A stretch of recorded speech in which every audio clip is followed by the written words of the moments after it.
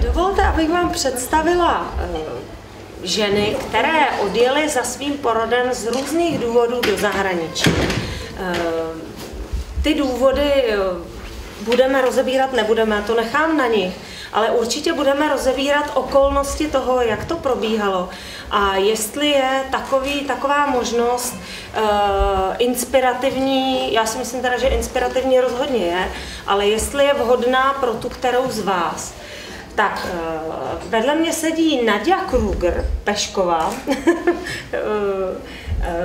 která porodila v porodním domě ve Švýcarsku, potom Kateřina Šorejsová, která odjela rodit do belgického Ostende a dokonce tam teď se účastnila takové stáže jakožto dula doprovázejících porodů. Natálie Sedlická je porodní asistentka a zároveň porodila v Nizozemí. A Lilia Gerber porodila své poslední dítě ve Francii. 3 poslední děti. 3 poslední děti. A já bych jim teď každé z nich věnovala, možná zkusím rozsvítit, aby jsme byli jako...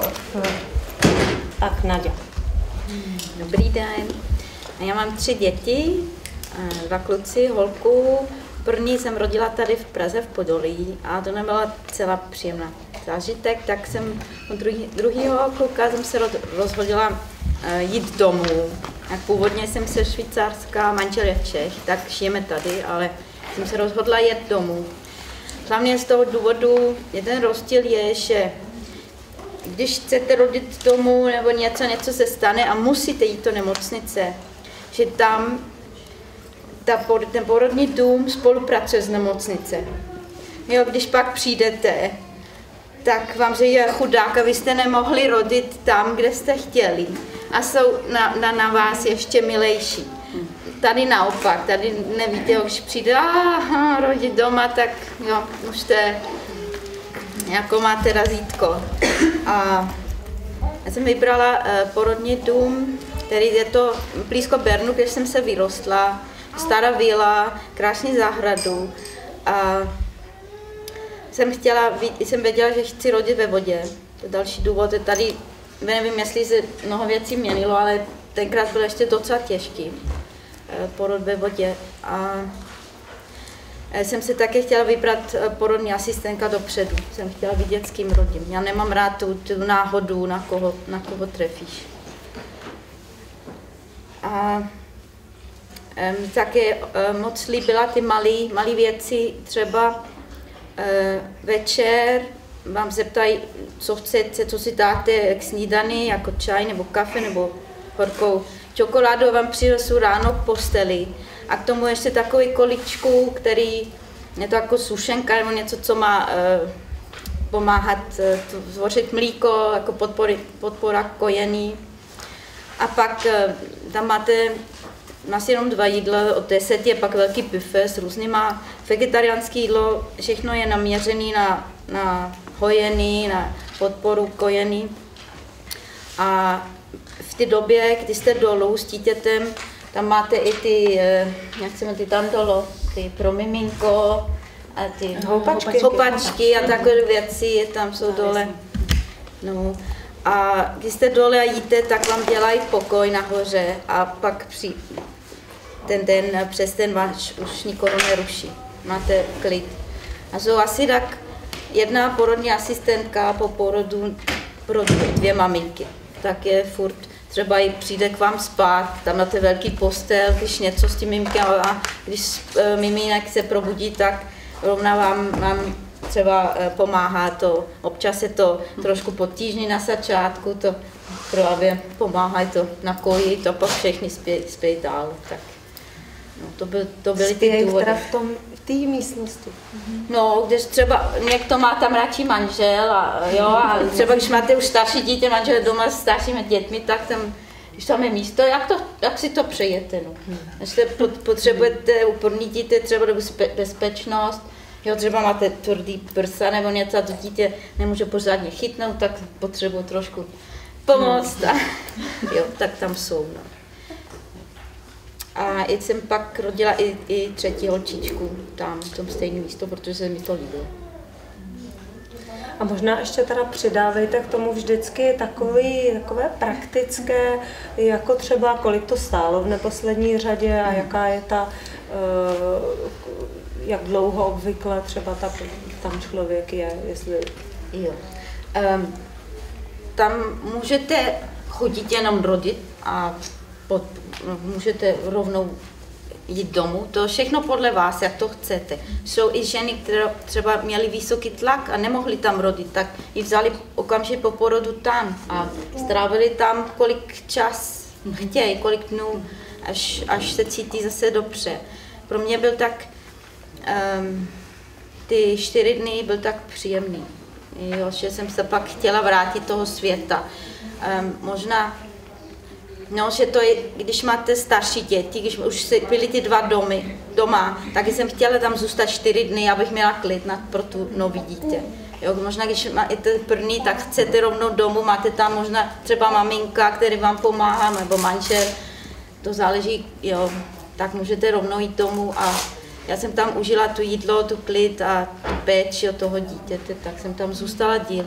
Co se týká náklady, je to tenkrát byl ještě trošku jinak, ale dneska je to stejně jako tady ty evropské karty pojišťovna, které platí a nejsou úplně všechny porodní domy na seznam špitálu. Ve Švýcarsku seznam špitálu, ale když ten porodní dům tam je, tak to nahradí český pojišťovna, když tam rodíte. A platí se to kompletně, nebo některé služby se hradějí v hotovosti třeba, nebo jinak než přes pojišťovny? Já si myslím, že to všechno platí pojišťovna. Možná, že nějaký čas pro jídlo nebo něco musíte, ale zaplatit sama, ale přímo tam se nic nezaplatí, co to normální péče. Tam třeba poskytli i ty masáži po porodu osteopatický nebo takový. S tím dítětem 24 hodin to dělali, že ještě jednou prožili ten porod s tím dítětem a to se platila zvlášť. No, tak jestli chceš už předat slovo Katce. O svíčkách, no, můžu ještě, jo, ten první porod, pak jsem spala do 9 ráno a když jsem stávala, praskla voda a jo, já jsem cítila, že to bude moc rychle. A po cestě jsem volala, puštíte tu vanu, prosím. Protože jsme jeli tak půl hodinu zhruba, tak 15 minut, potom jsme tam byli, tak jsem volala a byly tam já jsem měla pocit z toho svíček. A to byl to atmosféra moc hezky, že tam je klid, že tam... Že ti připravili tu vanu i se svíčkami. Člověk zavolal, napuste mi vanu. Napuste mi vanu, já chci do vany a jsem opravdu to skoro nemohl užít, ty svíčky, protože jsem přišla pak v 10 a v 10:23 už se narodil. Tak ten druhý klub byl hodně rychle. Ale stejně i potom, pak jsem no, že manžel vždycky u toho a vsal hned, jak jsem rodila ve vodě, takhle jsem měla v sebe takhle a jsem mu předal manželovi, ten pak stříhali i pupeční šňůru a vyndal ho a říkal, nějak krásně tu miminko voní. A to takový krásný zážitek, protože to málo kdy nějaký otec vůbec má, když jste v porodnici, tak dostanete tu miminko umytý a zabalený už těch hadry, který voní po nemocnici. No, tak to bylo krásný zážitek. A ten třetí porod pak to byl v noci. To byl moc hezký, protože ten je ještě klid, tam není nic slyšet, žádný auto, nic, tam byl porodní asistentka, manžel. A to jsem také z toho důvodu moc užila. A tam jsem pak užila ty svíčky, protože trvá ty 3 hodiny, co bylo to perfektní. Jsem pak už nechtěla zůstat ve vodě, jsem vylezla s dítětem z vany sama a jsem ji nosila, pak ležela do dalšího pokoju vedle. Já jsem tam pak rodila ten placentu a tak vedle. A jo, právě celkový ten klid a svíčky a všechny přání tě zkusit splnit dohromady, to dělá moc hezký zážitek. Já předám slovo Katce a otázky si schovávejte. Všechny na jednu. No, já se bojím, že bychom se do toho, aby jsme pak se nezačali u Švýcarska a neskončili taky u Švýcarska. Tak Katka, cesta za porodem k moři. Dobrý den.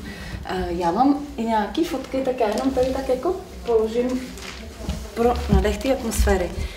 Já jsem se rozhodla porodit taky v cizině, protože mám 2 děti. První dítě jsem rodila v Čechách. O porodu jsem nevěděla vůbec nic, měla jsem velký štěstí, porod proběh krásně. Poporodní péče byla příšerná, takže jsem se z toho léčila ještě půl roku, protože mi dítě odnesli, dali mu antibiotika, řvali na mě, že se k němu nemůžu přiblížit a podobně. Opravdu jsem z toho měla jako těžký stavy. A vzhledem k tomu, že ten porod byl krásný, tak jsem se rozhodla, že budu dál vlastně pracovat se ženama a jelikož mám původní profesí jsem tanečnice, tak jsem začala cvičit těhotenství a po porodu a začala jsem ženy doprovázet k porodům. Takže jsem pak viděla tu českou realitu mnohem častěji než u toho svého jednoho porodu. A když jsem otěhotněla po 5 letech po druhý, tak jsem se rozhodla, že jako teda vůbec něco budu dělat. A tak nejdřív jsem si taky říkala, že budu rodit doma. Ale jelikož jsem taková zvídavá, tak jsem tady viděla na Respektu porodu, který holky pořádají, krásný film, nebo takový instruktážní film, ale z mého pohledu tenkrát teda nádherný, který vydala porodnice v Belgii v Ostende. A když jsem podruhé otěhotněla, tak jsem si na ten film vzpomněla. A vyjela jsem se tam podívat a vůbec jsem teda neplánovala, že bych tam zůstala rodit. Jenom jsem chtěla vidět, jak to vypadá. Jak to prostě vypadá jinde a jaký jsou možnosti. A nějak se to tak sešlo, že shodou okolností tam máme kamarády a že vlastně shodou okolností je kousek ta porodnice, tak jsme to tak jako vzali jednou cestou. A když jsem tu porodnici viděla, tak to bylo moc příjemný. V pátek večer jsme přišli ještě s mojí přítelkyní, která mě doprovázela, která mě ponoukla k tomu, abych se tam jela opravdu podívat. Tak jsme se tam šli podívat v pátek večer a porodnice vypadala tak jako takový příjemný místečko, kam lidi můžou běžně chodit. Ukázali nám porodní sál, na kterém je velký bazén, šumí na něm voda. Je tam vana porodní, která vypadá tak trošku jako z Hvězdných válek nebo z nějakého sci-fi filmu, nicméně velmi příjemná tichá atmosféra. Pokoje porodní, některé povotevřené, kde maminky poporodní, kde maminky už byly s dětma, na některém pokoji se odehrávaly doslova z mého pohledu teda rodinné slavnosti. Z nich vybíhaly děti, zase tam zacházely děti.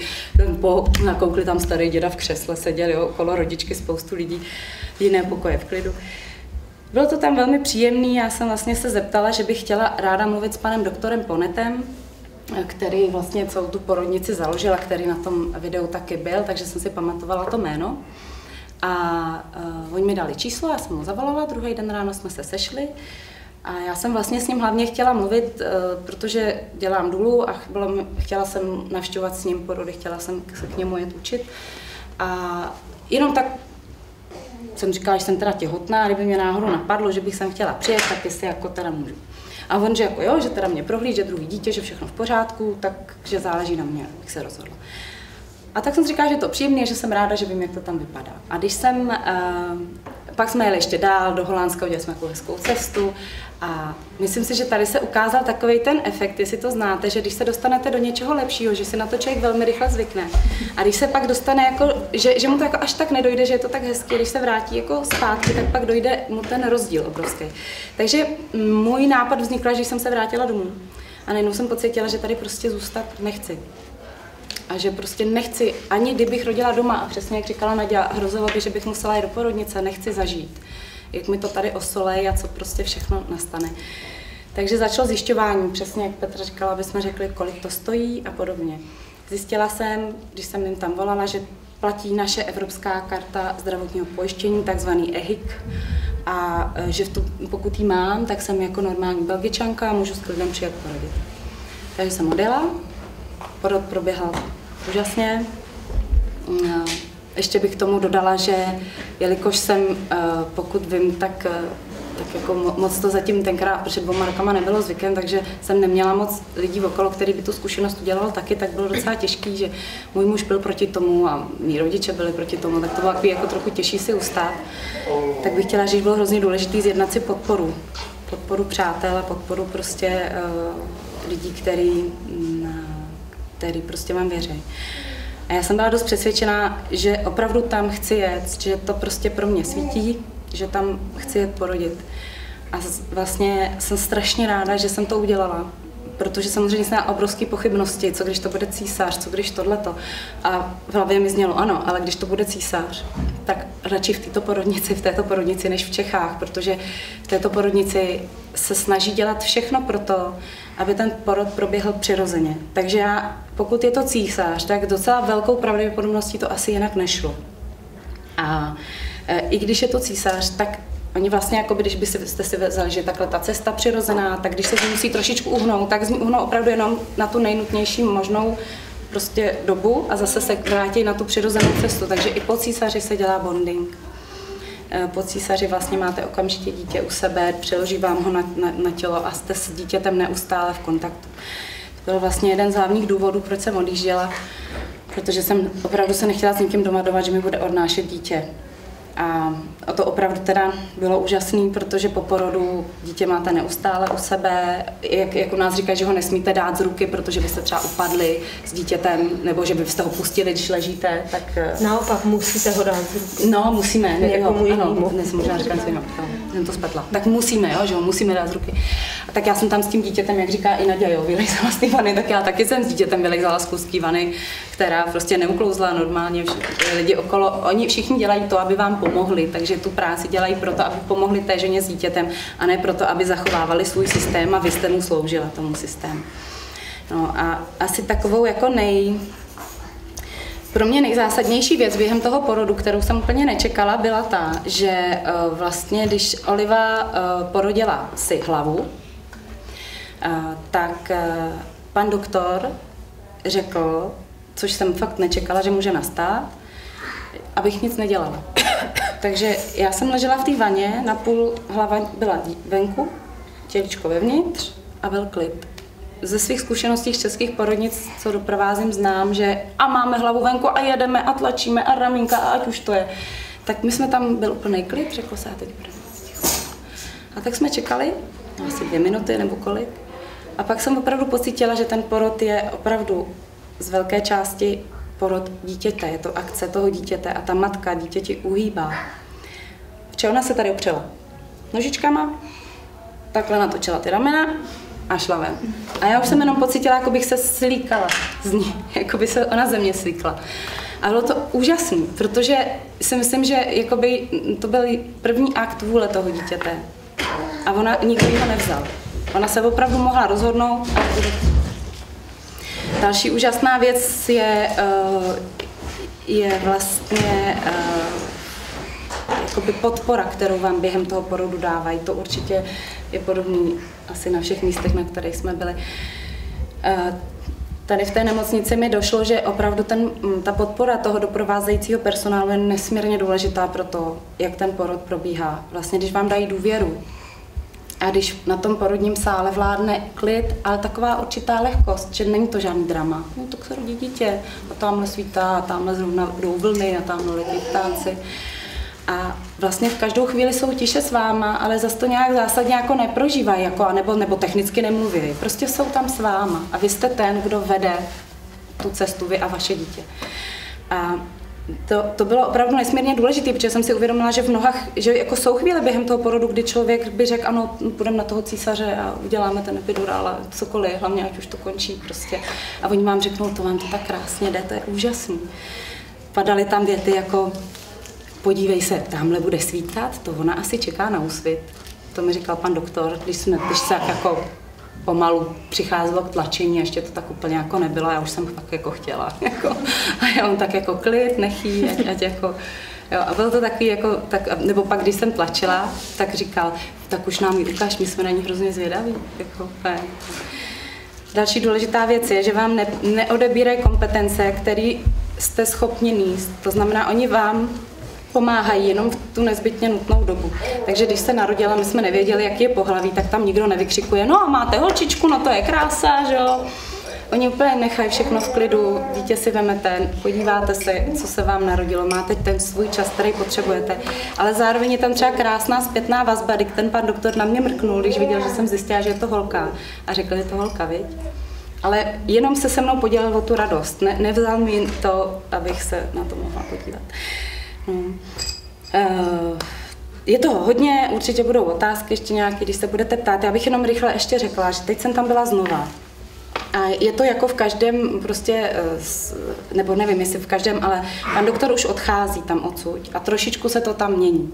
Pokud já vím, tak ne každá západní porodnice je takhle přátelská přirozenému porodu. Určitě každá západní porodnice dělá bonding. Jo? I když jsou třeba velmi technický, i když třeba rádi zasahují do porodu, tak po porodu dělají bonding. Pokud byste chtěli jet sem do Belgie, tak bych doporučovala jenom panu doktoru Ponetovi, protože už se to tam obměňuje, přichází noví lékaři. Určitě ta poporodní péče je standardně velmi dobrá, ale ta péče během toho porodu, pokud si přejete přirozený porod, tak bych velmi doporučila pana doktora Poneta. Byla jsem u něj teď s ním u porodu a není u něj naprosto výjimkou, že i v porodnici se rodí dítě ve vakublan, což pro mě byl neuvěřitelný zážitek. Viděla jsem to několikrát na videu, ale vidět to na vlastní oči je naprosto úžasný. A je to opravdu tím, že on dá prostor té ženě, aby se uvolnila, uklidnila a aby v podstatě to dítě mohlo jít tak, jak je to pro něj nejpřirozenější. Jeden náš společný kamarád řekl, no, teď se takhle rodí všechny krávy, koně, ne? To je přece normální. A je to pravda, že jo, akorát bohužel není to normální, aspoň teda v české realitě porodnický. A je teda úžasný to vidět, protože je nádherně vidět, jak krásně kooperuje ta hráz s tím balónkem a jak opravdu je to nejlepší prevence na střižení a všeho vlastně poranění toho dítěte. A myslím si, že se to vlastně, pokud ta voda neodteče sama a nejsou medicínský zásahy, tak v podstatě skoro není důvod, aby se to nedělo, pokud ten porod probíhá přirozeně. Takže toliko asi a o tom. A já mám teda ještě takovou informaci obecnou ohledně práva Evropské unie. Nevím, jestli to mám říct teď, anebo to, jestli to řekneš hodně rychle, tak to řekni to. Nebo nedáme to na začátek diskuzi? Můžeme. Já jsem totiž byla, tady je Evropský dům v Jungmance a já jsem se byla zjišťovat, který poskytuje úžasnou službu. Každý z nás, občan, si tam může zadarmo dojít na konzultaci s právníkem Evropské unie. Já jsem tam byla zjišťovat, jaké jsou podmínky výjezdu do zahraničí. Tak já to ještě řeknu. To je strašně důležitá informace. Tak já předám. Jo, tady jsou ty fotky, které jsem ukázala.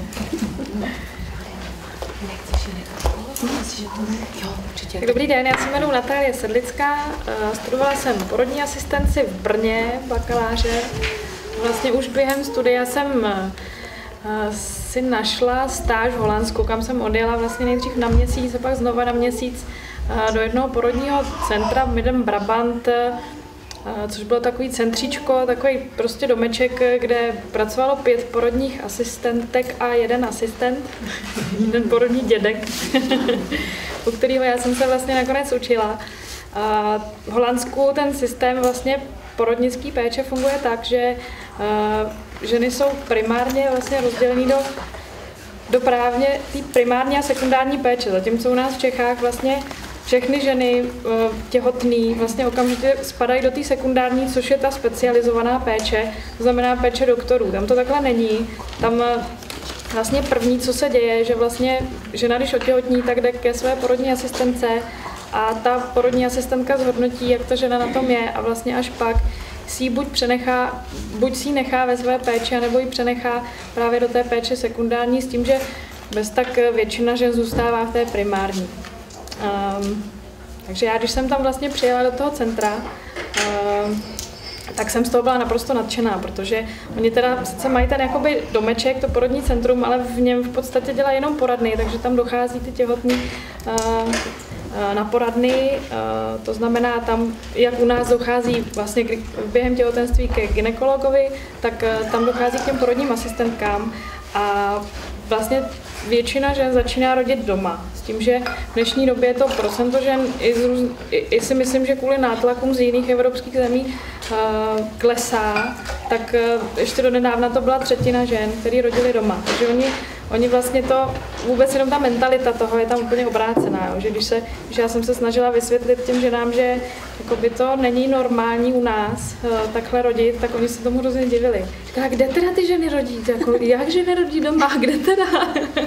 Říkala, no v nemocnici. A proč? Proboha, teď nejsou nemocní. Takže už jenom jakoby vysvětlit jim ten fakt, že je to tady nějak jinak, byl prostě úplně vlastně jako opačný, až tam mi jako došlo, že je to teda všechno jinak, no. Že teda to, co je normální, je hodně relativní v různých místech asi světa, nejenom my jsme teda v té Evropě, ale kdo ví, jak je to v té Africe.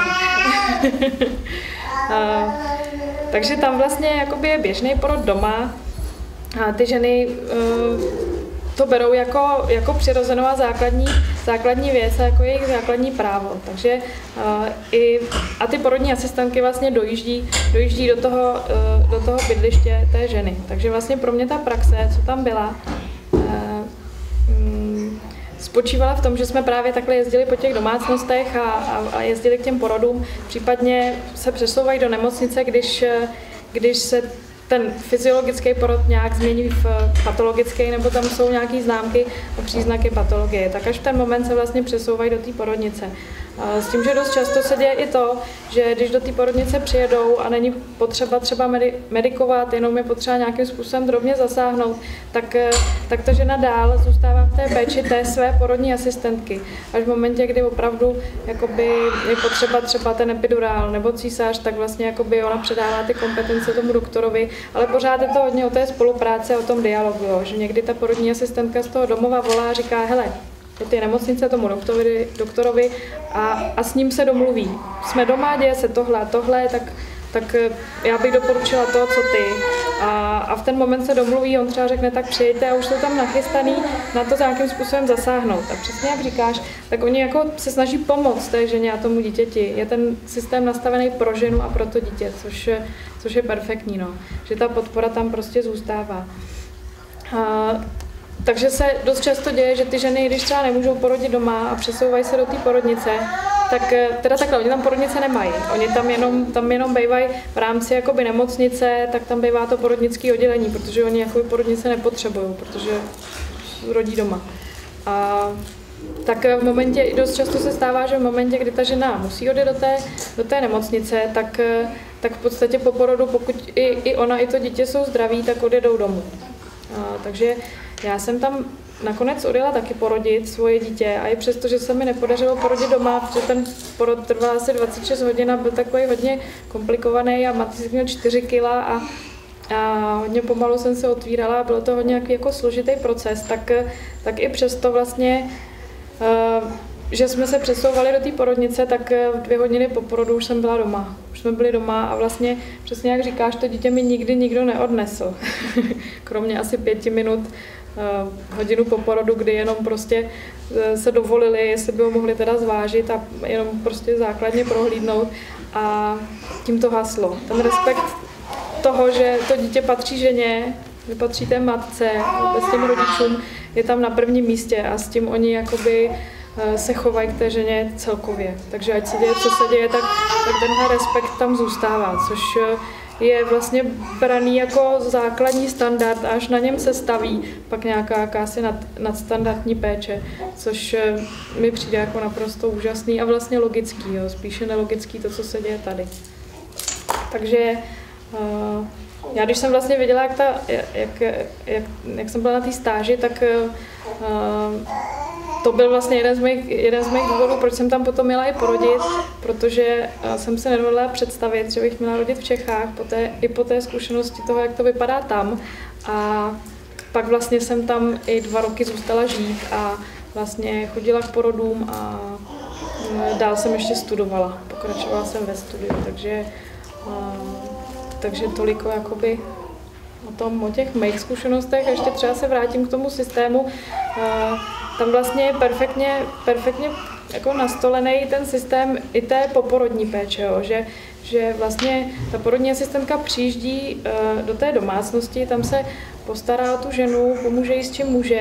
V momentě, jakoby, kdy ví, že se chýlí k té druhé době porodní a k tomu samotnému porodu a narození děťátka, tak ona zavolá další službu, což už je jakoby ošetřovatelská služba a tam potom přijíždí vlastně jakási pečovatelka do té domácnosti a pomáhá té ženě a vlastně i těsně po tom porodu pomáhá té porodní asistence v té péči o toho novorozence a tu ženu. Jo? Takže jsou tam vlastně v tenhle moment pak jakoby na tu finální fázi toho porodu dvě a s tím, že tahle pečovatelka tam může zůstat.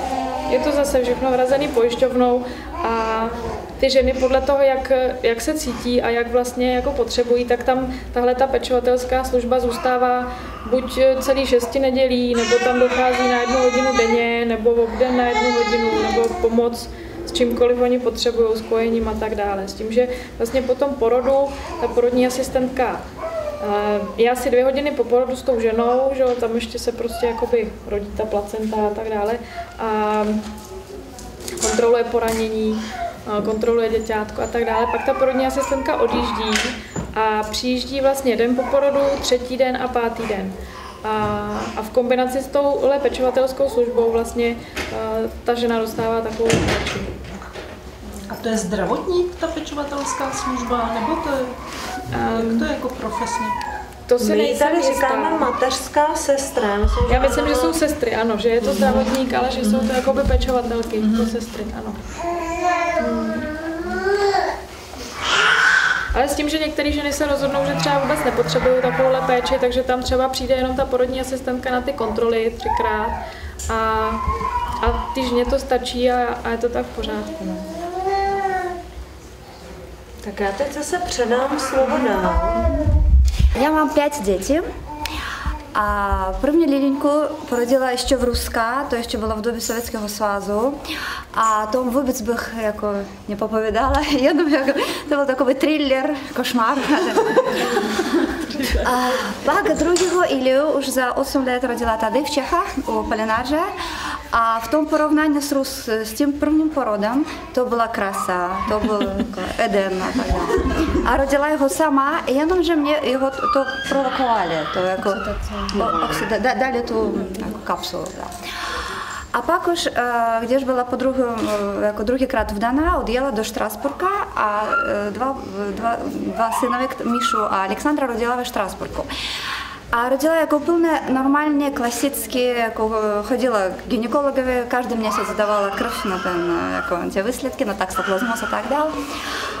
Ale ten přístup ve Francii opravdu jako a v té klasické porodnici úplně jiný. Přijdeš do té porodnice a už jste bohyně a už ten personál točí kolem tebe a všechno, co chceš. A opravdu ráno do posteli čaj nebo kávu a každý jako ptá, co chcete a jak můžeme pomoct a tak dále. Tak 2 synově rodila tam ve Štrasburku v tím klasickém, rodila sama. A не брала ani epidural, nic jako. Když rodila Alexandru, to bylo v 2002, a jako mě pomáhala mladá sestřička, která mě ptala, a proč jste křičíte? A já říkám, no protože mám bolest. A ona byla z toho tak překvapená, protože poprvé viděla ženu, která rodila bez epidurála. Ale to bylo opravdu, všechno bylo na mě, jako byla schopna vybrat. Chce, co chce, to, nebo jak. Byla sama na pokoji, děti bylo pořád se mnou a všechno bylo v pohodě. Tak teď, když jako v svých 44 zjistila, že jsem těhotná se svým novým přítelem, tak rozhodla, že pojedu do Francie a pojedu v svůj nejoblíbený Provence. Na jih Francie, protože mám tam spoustu kamarádů a jsou patronka jiha Francie, patronka Provence jsou Maria Magdalena, která je pro mě jako ta moje bohyně, která mě vidí v životě. A tak přijela tam určitě tím, že mám francouzské občanství. Pro mě to rozhodnutí bylo jako jednoduché. A tím, že mluvím francouzsky, taky to bylo jednoduché. Protože ve Francii lepší, když mluvíte francouzsky. Určitě vašu angličtinu tam taky budou snažit se pochopit a porozumět. ale raczej gdyby mówili francuski, to jako jeden załazek, które są tam we Francji. Ale ich Francja troszkę inny niż ostatni stat, protože ludzie tam są bardzo tolerantni k cizincom. A każdy drugi aspoň mówi angielski, tak to takie lepsze. Tak przyjęła, a żyła tam u swoich kameradów, to było przed 6 tygodniami przed porodem. První věc, kterou mě zjistili ve Francii, že vaše děti takové miniaturné a jako не vypadá na ten termín, protože termín mě dali 10. června. A říkám, no tak asi, protože já jsem malá, a manžel je není moc velký a tak dál. OK, tak они взяли ten kalendář a připočítali mě ten termín. A to znamenalo, že v Čechách mě jako ten termín dali o 2 týdny dřív. Tak mě řekli, že v porodnici, že tak to stává, jako nějaké státy mají jiný kalendář. A nakonec to znamená, že tady v Čechách normálně, že žena je porodit v 38 týdnů, není v 40. A od těch 38 spočítají plus minus 20 týdny. A já myslím, že tím vzniká tolik císařů tady, že žena v těch 38 ještě nechce rodit, jako děti vůbec nepohybují, a jako hned na císaře. Co se stává teď s těmi mladými holčičkami, které ještě mají první porod, oni mají strach a každý s tím souhlasí, že? Tak mě to připočítali a řekli, že to bude 24. června. A ten rozdíl 2 týdny, jako rozdíl na to rozhodnutí. Dítě jako přijde samo, nebo musíme mu pomoct, nebo jak. To byla jedna věc. A druhá věc, že tady mě pořád ta moja gynekoložka říkala, váš věk, a co můj věk, to je není první dítě, to je už páté dítě. A pořád mě hnala na různé tam ošetřování, vyšetření a tak dále.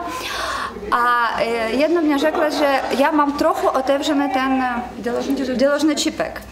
A že radši bych brala ten magnézium. No tak já hned ten magnézium koupila, přijela domů a Lilinka mě říká, maminka, radši to neberi, protože ten magnézium tě hned uzavřít, ten děložný čipek, a pak už neotevřít. Tak já něco takového ty řekla, tak já jako ten magnézium dala stranou. A pak podle svých zkušeností těch svých mladých kamarádek, kterým 28-32, kterým dělali císař tady, všechny ptala a všichni měli ten magnézium. To je taková už jako normální praxe tady v Čechách. Tak přijela tam do Francie, jela do porodnice, která byla vedle mých kamarádů, zaregistrovala tam, protože jsem taková slušná, ještě komunistická žena, s tím jako vždycky všechno dělala jako v systému.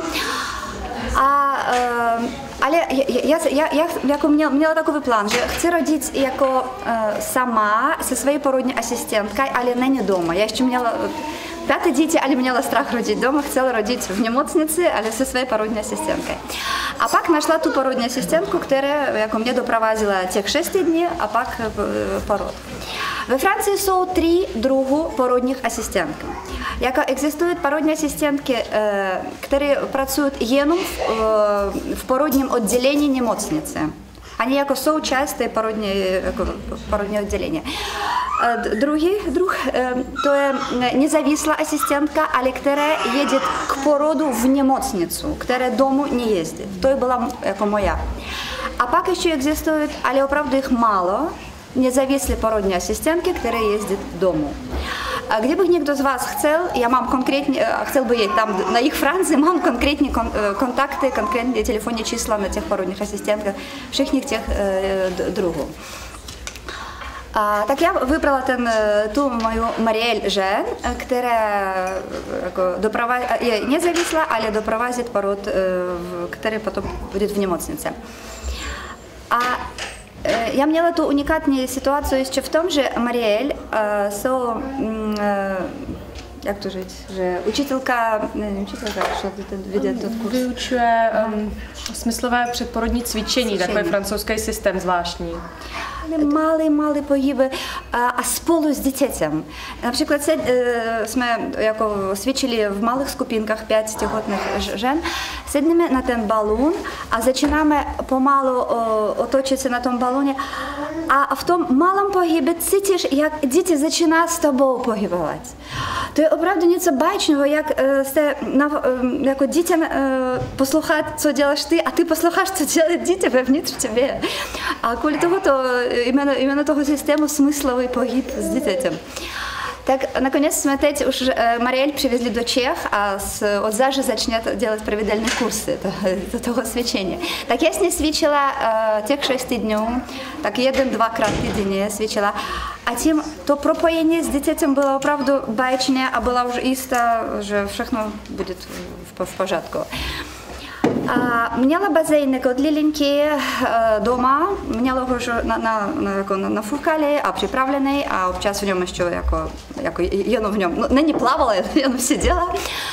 Tak když začali kontrakci, jsme ještě byli s přítelem byli na návštěvě, pak jeli do obchodu a v obchodu už prohlídnout kačárky a začali kontrakции už jako být pravidelnými, tak přijeli domů a lezla do toho bazéna. A v tom byla hodinu. A opravdu ta voda vzala všechnu tu bolest. Jako opravdu, když už cítila, že porod začíná, tak hned skočila do auta a jeli na porodnicu. Ale v tu dobu zjistila, že opravdu by mohla krásně, normálně rodit v tom bazénku. Proč jela do nemocnice. Ale jenom mě jako přišlo už v tu chvíli. Uvidíme, jak to život povede, když bude ještě jedno dítě, tak myslím, že budu rodit sama v bazénku. A přijeli jsme do porodnici, na mě už zavolali moje porodní asistentky, na mě už čekali několik sestřiček, moje porodní asistentka. Jsme šli ještě, jako oni ještě chtěli určitě mě dělat nějaký monitoring, něco, já řekla, už nic не můžu, už jenom rodíme. A jako přijeli na porodní zál, v jaké pozici? Já říkám, že já chtěla na 4, a už cítila, že nemám síly na to, tak я легла на бок. А дали мне тут некую такую подставить под ту ногу, а клидне он за 15 минут народился. Там он же был тады, а так и взял детей, а при устрихту пуповину. Všechno было, правда, про mě a bylo na moje rozhodnutí. Jak bych chtěla tak, nebo tak. Určitě ten vliv systému, jako, protože to je porodnice, to je porodní oddělení nemocnice, vliv systému pořád byl. Například ty holčičky, ty sestřičky chtěli, abych já rodila s tou iglou, abych igla byla určitě vpихнута. Ale Mariel už věděla, že dítě jde už o to igle nejde. Tak nakonec dítě už rodila, ale ta sestřička mě vpихнула tu iglu nakonec, protože ono je pořád.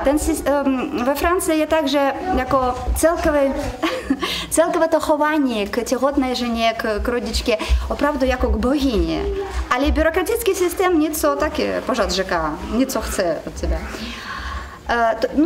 To je záleží na vás. Chcete rodit doma, můžete rodit doma a můžete mít tu porodní asistentku, která přijde a bude vás doprovádět. Chcete rodit tak, jako s nezávislou asistentkou v nemocnici, to jde tak.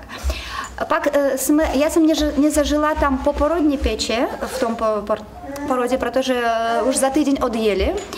Ale taky vím, že chodí porodní asistentka domů a existuje taková stejná služba, kde bych potřebovali něco víc, tak k vám budou chodit nějaké sociální pracovníky, které budou vám ještě pomáhat, a plus, kde bych potřebovali medicínskou pomoc, tak bude ještě tak. Ještě se zeptám, jak dlouho jste potom zůstávali v porodnici? Zůstávali jsme 2,5 dní a bohužel nemohli odejít. Já jsem chtěla odejít, ale mě řekli, ne, radši zůstaňte to, co musíte zůstat. Tak jsme zůstali 2,5 a to bylo opravdu k ničemu, protože když přišel doktor a ptá, jak to bylo, v pořádku, já říkám, v pořádku. Přijde sestřička, v pořádku, a nic. Jako nakonec ustřihli ještě tam tu pupovinu udělali, tak opravdu to všechno mohli prožít doma. Těch 2,5 dní už bylo na nic. A jestli můžete ještě, když máte francouzské občanství, tak možná to pro nás nebude tak směrodatný, jak to bylo s těma financema. Ne. Já mám francouzské občanství, ale mám trvalé pobyt v Čechách a mám normálně českou pojistku. Tu pojistku vnitra mám 211. Tak celkový pobyt v nemocnici to vyradila pojistka automaticky. Několik prohlídek před nemocnici, před porodem, já to platila sama, ale to není drahé, to je 28 €, jako není víc než 40 €. Jedna prohlídka u doktora, nebo... A pak sama všechno gradila celkové péči porodní asistentky. Ale to je taková sitka.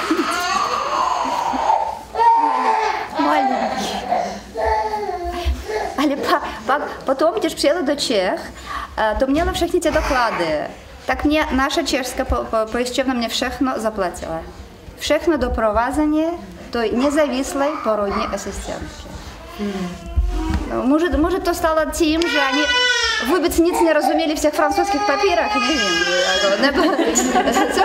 Ale to byl můj pokus, jak to bude. Já jsem vůbec nemyslela, že mě to zaplatí. Já to přivezla a jako oni jenom škrtnuli všechny ty částky a nakonec mě přišla stejná částka na účet. Tím to bylo.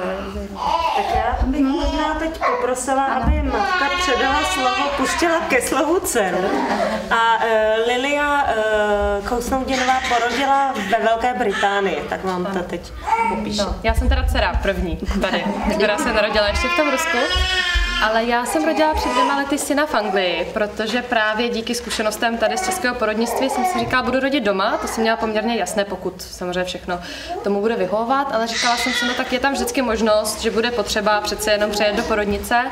A tam jsem zjistila, že se bojím zůstávat v Čechách, že prostě do české porodnice se bojím, i přesto, že jsem měla v Neratovicích domluvenou porodní asistentku, jsem si říkala, že jo, to je to nejlepší, co můžu mít, ale když už tu možnost mám, manžel je teda Brit, takže ono to bylo logické rozhodnutí, že jsme mohli rodit tady nebo tam.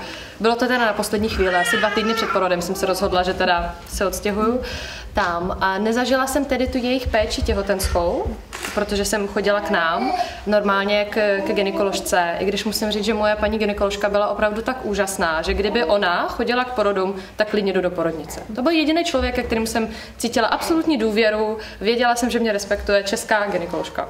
No, takže i to se může stát, já vím, že je to maličko nezvyklé. A v Anglii vím ale, protože jsem se tam vzdělávala jako doula, lektorka předporodní přípravy a všechno možné, že v těhotenství se o ženu stará porodní asistentka. Vlastně ona přijde ke svému praktickému lékaři s tím, že má podezření, že je těhotná, nebo si myslí, že je těhotná, a on ji pošle za midwife, nebo za porodní asistentkou, která o ní péčuje, nebo spíš je to tým porodních asistentek, ale je jich tam třeba 5, který se o ní střídavě péčují v tom těhotenství. Potom, pokud ona si to přeje, nebo třeba je to nějaká mladá žena nebo riziková žena, tak se o ní péčuje jedna konkrétní porodní asistentka, jo? Takže to je možné, nemusí se tam střídat ten personál. A následně u porodu zase žena je s porodníma asistentkama nebo s jednou, záleží, jestli je doma nebo v porodnici, obě možnosti, nebo v porodním domě. Takhle v Anglii se nejběžnější místo, kde ženy rodí, jsou takzvané birthing centers, neboli porodní centra, kde jsou výhradně porodní asistentky. Ty budovy jsou upraveny tak, že vypadají jako domácnost. A kdyby náhodou, tak často se nachází přímo v areálu porodnice nebo v blízkosti, tak se přejíždí do porodnického oddělení nemocnice.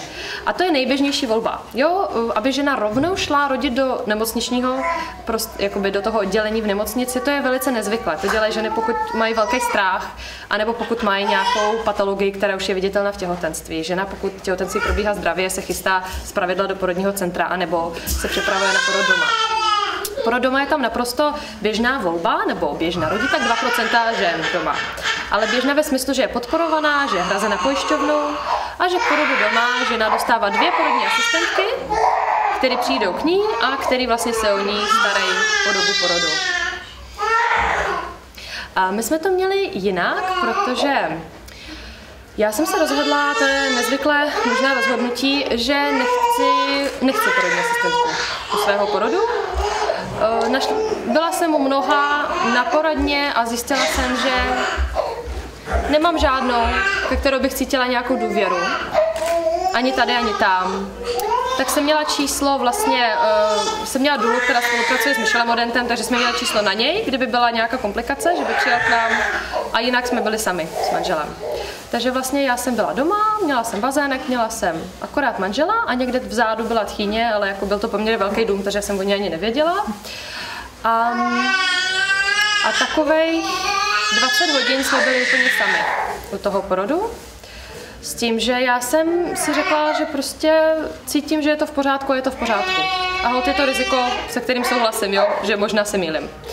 A byla jsem s ním, byl teda úžasný, maximálně mě pomohl bazének. Za těch 20 hodin, takových 16 jsem byla ve vodě a musím říct, že fakt jako ten bod, ve kterým bych možná byla ochotná podstoupit, teda já jsem samozřejmě nic neměla, kdybych byla v porodnici, nějakou formu úlevy od bolesti, tak v tom bodě jsem zalezla do bazénku a věděla jsem, že nepotřebuji nic. Jo, ty kontrakce stále byly velice intenzivní, ale nebyla v tom žádná bolest. Nebo byla, ale úplně jiná. Úplně jako kdyby to bolelo sem, jo, a teď najednou úplně v té vodě to byly takový vlny příjemný. A zase potom samozřejmě vygradovaly, jo, k nějakému stupňu intenzity, ale bylo to snesitelný. Naprosto snesitelný. Ke konci porodu k nám přijela dula, což v Anglii je poměrně dost nelegální téměř pro ní. Je to tam hodně kluské v tom zákoně, že pokud není midwife, tak teoreticky by tam neměl být nikdo, kdo není třeba rodina. No, tam zase jako jsou jinak nastaveny ty zákony, my to tady nemáme, tenhle ten problém, ale byla to moje dlouhodobá kamarádka, takže to riskla. Byla s náma chvíli ona, zpětně bych ji tam nevolala, kdybych se mohla rozhodnout, to byl prostě člověk navíc, který tam tak nějak neměl co dělat. A akorát říkala věci občas trošku mimo mísu, což bylo taky. Říkala taky občas jako super věci, ale občas říkala věci, které jsem nepotřebovala slyšet. Nastal tam potom bod, kdy jsem začala cítit, že něco není úplně správně a poprosila jsem, ať mě přivolá naše sousedka, byla midwife, community midwife, ať se na mě přijde podívat. A ona věděla, že budu rodit sama, byla s tím teda úplně v pohodě, nezaznělo z její strany nic ve smyslu, co ty tady nezodpovědně, naopak. Řekla, hele, kdyby něco, jsem tu, přijdu, podívám se na tebe. Jo, jako jsem to štít, tak přišla. Podívala se na mě, řekla, že všechno je v pohodě, že začínám rodit. Já jsem tlačila. Takže jsem řekla, OK, děkuji moc, prostě jako můžeš zpátky domů, my budeme pokračovat tady. Tlačila jsem 7 hodin a nedělo se nic. A fakt jsem tlačila, jako zpětně vím, že to tlačila jsem, cítila jsem, že ta hlava se posunula dolů a potom se zasekla. A zasekla se a zasekla a nic. A potom v jednom bodě, já jsem zkoušela jsem různé pozice, jsem si říkala, že tomu dám čas a ještě něco se stane. No ke konci vlastně mě došla taková jednoduchá věc, že mám plný močák a že to dítě skrz ten plný močák prostě nikam. To mě může třeba vysvětlit, jak to přesně mohlo fungovat fyziologicky. Jsme to rozebírali potom s porodní asistentkou, ale zároveň, že se nemůže vyčurat. Taková blbost, že jo? Takže k čemu jsem potřebovala cévkování, což by mě doma nikdo neudělal, tak jsme se sebrali, já jsem neměla tašku do porodnice, nic. Jsme tam, manžel mi sebral nějaký hadry, potom jsem zjistila, že mi třeba vzal tričko, ale nevzal kalhoty, jo, a podobně. A aspoň vzal plínky pro malýho. A jeli jsme do porodnice, ale v klidu, svým autem. Jsem byla na zadním sedadle, hezky jako opřená, to přední. Přijeli jsme do porodnice, úplně v pořádku jsme vyjeli nahoru do porodničního oddělení, já jsem řekla, mám plný močák, tlačím, prostě potřebuju cévku. Jediný, co mi udělala, řekla, potřebuju zkontrolovat, jestli to není placento. Jestli to není tím, že placenta zakrývá jakoby, že jo, dolní část dělohy, takže mě udělala ultrazvuk, potom řekla, že mám pravdu a už to bylo jenom o tom, že mi dala cévku a do 15 minut jsem porodila. Jo, byla jsem plně otevřená, řekla, že jakoby mám pravdu s tou svojí domácí diagnózou. Do 15 minut jsem porodila, nenabízela mě nic. Nenabízela žádné léky, nenabízela žádné zákroky, stála v rohu a nechala nás s manželem a s Dulou dál, ať pokračujeme v tom svým systému. Možná jsme tak vypadali, že si řekla, tak tohle, jakoby ztracený případ, já nevím, jo, co jí tam to hlava, ale byla fantastická. Dítě se narodilo, vlastně teď nevím, kdo ho chytil jako první, jo, to si nepamatuju, ale i hned byl u mě. Řval. On teda řval šíleně. On narodil se hlava a řvala, jo. Se narodil celý a řval ještě víc. Byl teda u mě, holt, já jsem se ho snažila nějak teda jako přitulit, nakojit, nic. On řval. Tak asi jako 6 hodin hlavou v močák nebylo úplně nejpříjemnější. Každopádně potom po nějaké době, porodila jsem placentu mezi tím sama a potom asi po 10 minutách jsme ustřihli pupečník a dala jsem ho manželovi. S tím, že už prostě jako, ať to zkusí on. A normálně on se uklidnil. Jo, takže to je jenom takové, takže už to teď bude pořád. Uklidnil se a usnul. A už to tak je pořád, skutečně. No, takže fakt musím říct, žádné řeči. Ve smyslu, co vy tady děláte, jak to, že já jsem dokonce nemohla najít ani svou těhotenskou průkazku, takže já jsem k ním přišla bez papíru, neregistrovaná, bez jakýchkoliv záznamů čehokoliv těhotenství, i když jsem měla tu předporodní péči velice důslednou, s tím, že jsem si sama stanovila diagnózu a tady prostě ve špinavých šatech s manželem bez porodní asistentky v systému, kde porod doma je legální, je podporovaný, takže jako proč? Určitě tam mohlo být nějaké podezření, jestli to není z důvodu toho, že jsem třeba stíhaná nebo jako trestně nebo něco, takže to možná jako kontrolovali, nevím, nějaký trestní rejstřík, je to možné. Samozřejmě byl čistý. No, a takhle jsme dopadli. Potom ona ho teda umyla, protože se celý pokakal. Takže toho umyla, ale z tohohle důvodu. Ona je tak jako, že se strašně omlouvala, ale že jako co s tím má dělat. A já jsem řekla OK, potom nám ho dala, odešla a asi 2 hodiny nic. My jsme vypli světla, my jsme byli ve tmě, ono to bylo v noci a po 2 hodinách jsme si sami řekli, no tak jako už jakoby to někam chtělo něco pohnout a jsme šli jakoby někoho najít.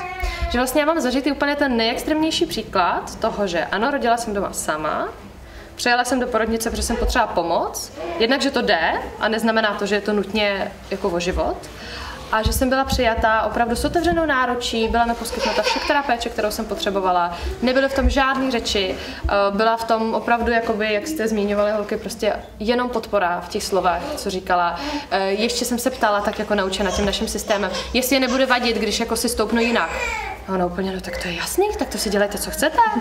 Manžel mě do toho krmil čokoládou, čajem, já už nevím, nějakýma sendvičema, co tam našel džem z nějakých košíků na snídaní, protože jsem byla vyčerpaná, to taky jako už bylo, že jo, přes 24 hodin. A to taky nikomu nevadilo. Prostě takové věci, které vím, že tady běžně by mohly způsobovat problém, tam opravdu nikdo neřešil, spíš byli překvapeni, že se vůbec ptáme. A proč se ptáme? Takže asi tak. No a ten poporodní systém teda funguje tak, ať už žena porodila v porodnici nebo doma. Z porodnice se odchází do 24 hodin, pokud není problém. A i to je moc. Většinou se odchází tak nějak hned po návštěvě pediatra, takže to může být pár hodin. Normálně. Pokud je tam problém, tak samozřejmě jako jsou převezeny třeba i na jiné oddělení. I s epidurálem se odchází do 24 hodin, i tuším, že po císařském řeze se odchází, jakoby po jednom dnu. A potom doma chodí první, druhý, 5., 10. den porodní asistentka a potom méně často začíná chodit třeba jednou za pár týdnů, jednou za měsíc, jednou za pár měsíců, potom health visitor, což je taková jako zdravotní sestra, ale ne úplně. Ona zase má kompetence zdravotní sestry a sociální pracovnice. Takže je to tak jako sociálka a sestřička v jednom.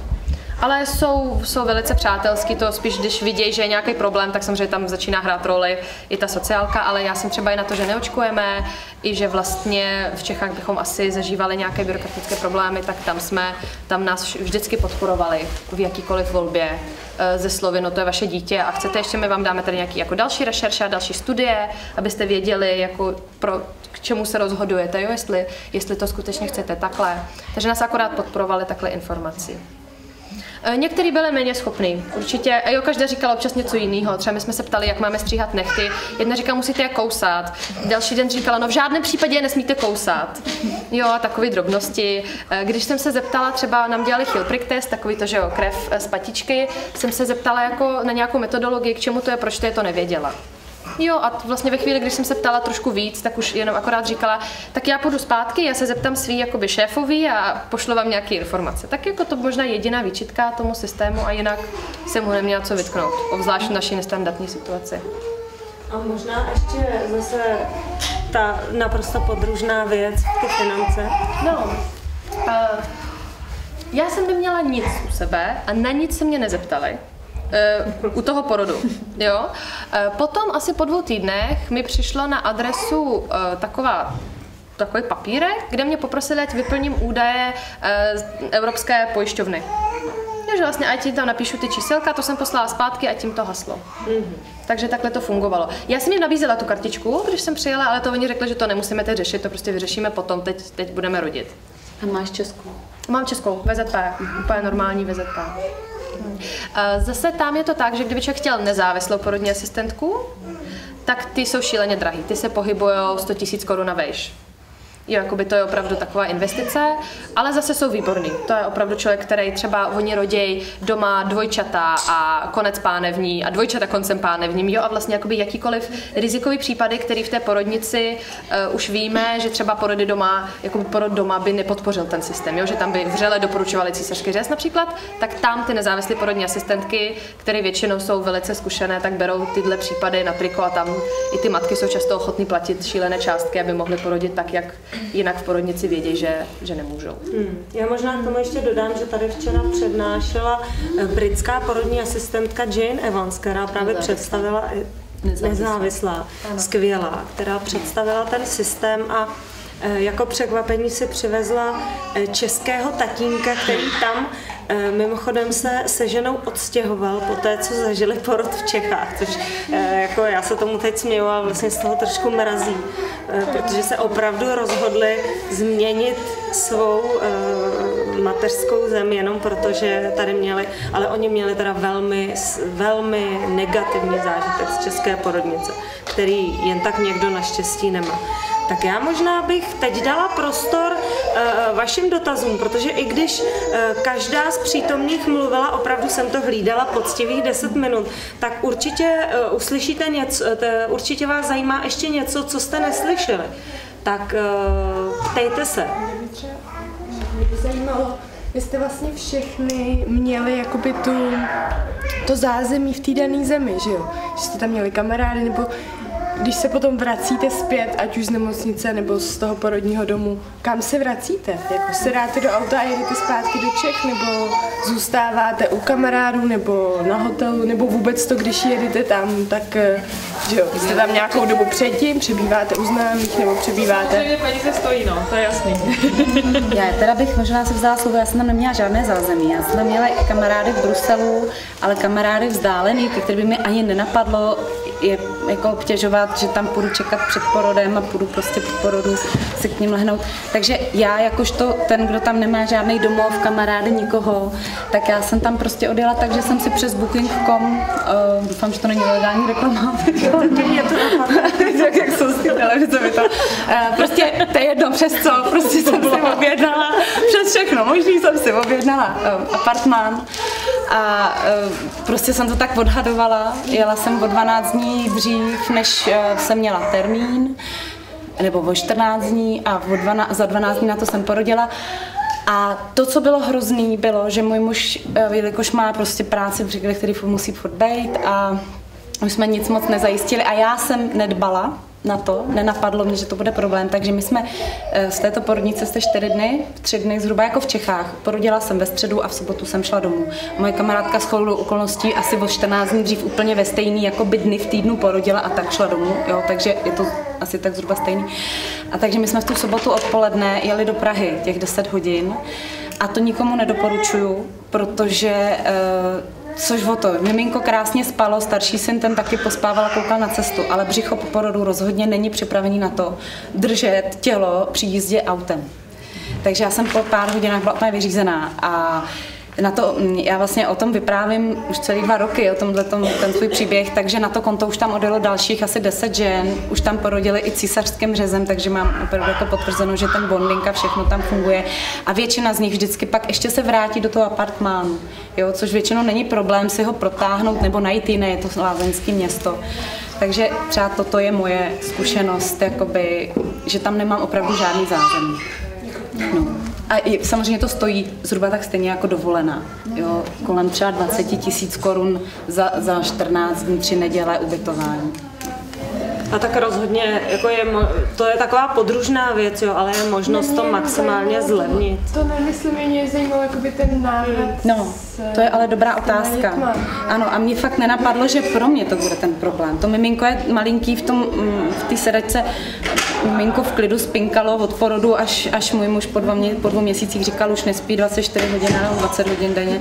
Ona jako byla opravdu v klidu po tom porodu, bylo na ní krásně vidět, jakoby já na ní mohu opravdu krásně vidět, jak ten laskavý přístup, klidný přístup a vědomí toho, že to dítě se rodí. A vlastně učení té matky tomuto vědomí. Ono vlastně to doprovázení, když oni doprovázejí s tímto vědomím, tak i ta matka, která to neví, tak to vlastně je schopná zažít a uvědomit si to. Tak na tom dítěti je to opravdu úžasně vidět. To dítě bylo úplně v klidu, ač měla špatně natočenou hlavu, ač to vypadalo, že třeba bude v Čechách by pravděpodobně šla na císaře. Takže jsme tam dlouho čekali, než si tu hlavu natočila. Ale jelikož tenhle pan doktor prostě má rád přirozený porody, tak opravdu dělá všechno pro to. A rodí konce pánevní a prostě dvojčata, jo? Vlastně, aby ty porody šly co nejpřirozenější, takže i tenhle porod, který pravděpodobně vypadal, že jako má hlavu takhle a musí dotočit takhle, tak řekl, počkáme, až ji dotočí. A čekali jsme. Takže jako opravdu byla velmi klidná, pro ní to problém nebyl. Problém největší je to pro tu ženu po porodu, protože prostě svaly, které máme v břiše, jsou v těhotenství. Krásně držej, protože tam to dítě. Ale takže já jsem se třeba odřídila do té Belgie, protože můj muž přijel až na termín porodu. Že jsem krásně řídila s kamarádkama, výborný výlet. Jo? Ale po tom porodu tam není o co se opřít. A je opravdu úžasně cítit, co všechno v tom těle jako je potřeba. Jak najednou to tam nemáte, tak jako jak v tu chvíli je to volný, tak to je opravdu velmi náročný. Takže velmi doporučuji zvážit právě po tom porodu nějaký čas, abyste si dali vy pro sebe, který potřebujete, abyste tam mohli zůstat. Já možná dodám s tím letadlem, třeba u většiny společností tomu dítěti musí být 14 dnů, aby ho vzali na palubu. Takže 2 týdny po porodu musíte počkat, než třeba z té Anglie poletíte domů. A pro mě to teda pro mě nebyl problém cestovat hned po porodu. My jsme cestovali všude možně, jakoby ne do Prahy teda, ale po Anglii hodiny. To jsem vůbec nevnímala jako problém pro sebe, ale spíš naopak problém pro to dítě. Že Leo by bylo strašně zlé v nějakých sedačkách a tohle, on nechtěl do kočárku asi do 2 měsíců. Takže jako pro to dítě u nás to bylo jako velký stres, jak cestování. У нас то было 1500 километров с Прованса до Праги, але мы делали 2 приставки у Камарадах. Мы делали jako 300 километров, 400 километров, так. Але opravdu cestovali se 7denní dítě, ale nikdy toho malička nedávala do sedačky. Já jako to není zákonně, ale já měla normálně takovou jak kolibku a v kolibce normálně spal a pořád spal. Ale mě to opravdu stejné, protože my jsme tu cestu dělali už v 7 dní a já to cítila stejné. A pak, když už přijeli do Čech, velmi dlouho mě šlo, abych dát znovu sebe do pořádku. No, já jsem taky. Ono to může souviset s tím, že ty jsi prvorodička. No, to je taky pravda. Vlastně jakoby ta děloha se stahuje a je bolestivější to stahování po dalších porodech, takže proto to by odpovídalo. Ale já teda musím říct, že jsem neměla problém s bolestivým stahováním. To se dá řešit. Velmi jsem se na to připravovala a když vědomě člověk pracuje se svým tělem, tak se krásně dá jako vědomě pracovat i s dělohou a nebolí to. Ale já nevím, jak s tím svalstvem, ale kolik dní po porodu to byla. Jsem opravdu jela 3 dny po porodu domů. Já jsem ve středu porodila a v sobotu jela jsem domů. Já jsem poprvé byla druhý den po porodu. Jo, my jsme opravdu i 10 hodin, takže já jsem ty 3 hodiny jsem cítila ještě v pohodě a vlastně po 5 hodinách už to bylo moc. Ale asi je to fakt velmi individuální a člověk by si měl nechat variabilitu, jakoby, se kterou může zacházet. No. To taky. Tak já zase se zeptám na otázky ohledně porodu v zahraničí, možností. Jestli můžu přeskočit na něco jiného, kdo z vás, myslím, že asi vy 2 jste možná vyřizovali český rodný list potom pro dítě. Jak moc je to komplikovaná situace. Já jsem to vzala jako osvětu všech zúčastněných, takže jsem kamkoliv jsem přišla, vyprávěla, že jsem chtěla odjet porodit do Belgie a proto jsem porodila. Oni všichni byli, to je zajímavý. Je to trochu složitý, ale stojí to za to. Jo. Právě. Já jsem to nevěděla dopředu, to jsem to od nikoho nevěděla. Takže potřebujete rodný list, který dostanete v Belgii, apostilovat. To je razítko, který vám dá jenom Ministerstvo zahraničí v Bruselu. Takže je dobrý, když jedete domů, se v tom Bruselu zastavit a razítko si tam dát. Já jsem to nevěděla, takže já jsem přijela domů, zdrchaná z té cesty. A když jsem se tak jako vybabrala, tak po 4 týdnech jsem chtěla zjišťovat, jak můžu zlegalizovat své české dítě narozené v Belgii. A zjistila jsem, že mi to tady nedají ani na prostě tom nevybyslenství belgickém, takže musím to prostě poslat. Takže tím se to zdrželo, jo. Takže opravdu lepší neposílat, protože se platí jenom třeba 10 € nějaký poplatek, ale prostě jako musíte tam převádět složitě, je to složitý. Takže když, tak cestou zpátky, pokud možno v jiné zemi se stavit prostě na Ministerstvu zahraničí, francouzské, anglické, švýcarské, prostě potřebujete apostilu, což je prostě jenom razítko, kde vám řeknou, že je to pravda, že je to opravdu rodný list. A s tím potom, abych se to nespletla. Soudní překlad. Jo? Soudní překlad z vlámštiny do češtiny. Toho rodného listu a té apostily. S tím pak jdete na osvědčení o státním občanství. To vám oni řeknou, vemte všechno, co máte, jako oddací listy, rodní listy, svoje, všech prostě. Jo, tam dojdete, oni vám dají osvědčení a hned vedle. Myslím, že tady v Praze, je to na Praze 1, tady ten, což je ve Vodičkový, jo. A hned vedle pak přijdete jenom do druhé kanceláře na Matrice a tam oni už to pošlou do Brna. A z Brna vám pošlou domů uznávací jednotka. Jo. Že všechny děti narozený mimo Čechy se uznávají v Brně. Jo. A to už ale zařídí vaše matrika. Vy nemusíte do Brna a pošlou vám pak ten rodný list domů. Takže nejtěžší pro mě bylo, že jsem musela vlastně tu apostilu posílat pro tu apostilu, což byla jako zbytečně složitá věc. Když se teda cestou domů pak můžete stavit na Ministerstvu zahraničí té které země. Jo, stojí to pak nějaký poplatky a byly, ale musím říct, že byly velmi příjemné a všechny zajímalo, proč jsem měla dorodit do Belgie a že to je prima, že to jde, tak jako jsem to. A my jsme teda byli i ve velké časové tísni, protože jak jsem dlouho čekala, tak už jakoby jsem musela kvůli tomu vlastně těm dávkám už to jakoby dodat do určité doby na tu naší sociální správu. Takže i v Brně byli v klidu, protože tam to zastrvá měsíc, jo. Ono to mají na to vždycky ty. A vlastně ona říká, to já jsem nějakou milou paní, my to tam pošleme, my jí to řekneme, já jsem jí zavolala, řekla jsem jí, že co je moje situace a oni mi to do týdne poslali. Jo, takže jakoby i dá se normálně komunikovat. Na ambasádě v Čechách, české ambasádě v Belgii by ti nepomohly, protože já mám jiné francouzské občanství, že jo, a rodila jsem v Anglii, ale všechno toto jsem řešila na anglické ambasádě v Londýně. Na francouzské ambasádě, promiň, v Londýně. Ale já jsem neměla, já už jsem byla v Čechách, já jsem to v Belgii vůbec neřešila. A jediný, co byl můj problém, který jakoby jsem nemohla fyzicky vyřešit, byla ta apostila. Já jako si myslím, že by to možná šlo vyřešit na české ambasádě v Belgii, tohle. Jako, že by ti dali apostilu? Že by ti dali rodní list, že by ho zapsali do matriky. Mě zapsali do francouzské matriky. Tak to nevím, to mě nenapadlo. Možná ještě větší tohle jako by nešlo. Na ambasádě holandský by tohle nešlo. Cestu já teda neznám, ale jako já nevím, to jste museli zjistit. Jakoby touhle cestou vím, že to určitě je. A tu apostilu získáte jenom na ministerstvu zahraničí toho, kterého státu. Pokud by se vám to náhodou stalo, že byste to museli jako posílat tam, tak ještě k tomu musíte mít notářské osvědčení vaší žádosti. Ono je to ověření. Že to jakoby, že jste to vy, kdo žádáte, že jste ty rodiče toho dítěte. Jo? Takže já jsem rukou napsala, žádám o toto a musela jsem za notářem, který potvrdil, ač to nebylo anglicky ani, teda on to ani nemohl, tomu snad ani nerozuměl, že neuměl anglicky, ale musí to být notářský razítko, jo? Nemůže to být razítko z těch checkpointů. Ale to jenom, kdybyste to posílali, kdybyste prostě nestihli Brusel nebo jiný město prostě. Tak máte ještě další otázky? Měli jste národně porodné, když jste rodili v zahraničí? Já porodné nárok neměla, protože mám druhé dítě. Ale kdybych tady byla, tak bych na něj nárok podle mě měla. Protože jsem český občan, to se nevztahuje na to, kde. A to dítě je taky český občan, takže mám normálně nárok na přídavky, mateřský příspěvek a všechno, pokud je. Pokud je nějaké porodné, tak rozhodně ano. Teď už není. Ale teď už není porodné. Jenom na první dítě. Já jsem ho dostala. Já jsem porodný normálně dostala, protože jsem český občan a jsem tady v tom systému. A já nejsem česká, ale jsem to taky dostala. A taky se vidíte. Já bych možná k tomu řekla, teda, jak se na to dívá evropské právo, jenom a když už jako se o tom bavíme, to, co jsem zjišťovala. Tady jsou brožurky, když si budete chtít, tak si je vemte.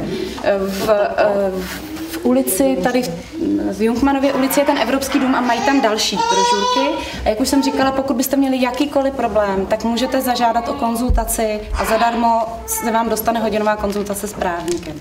Byla jsem tam kvůli tomuto. Evropská unie od října 2013 musí každý stát zapracovat směrnici, kterou Evropská unie vydala. Bohužel o ní včera mluvila i Jane Evans. Z některého pohledu není úplně dobrá, z toho našeho pohledu je velmi dobrá, z toho pohledu porodu v zahraničí. Protože do této doby v podstatě my jsme měli právo rodit jinde jako akutní nebo neodkladnou péči.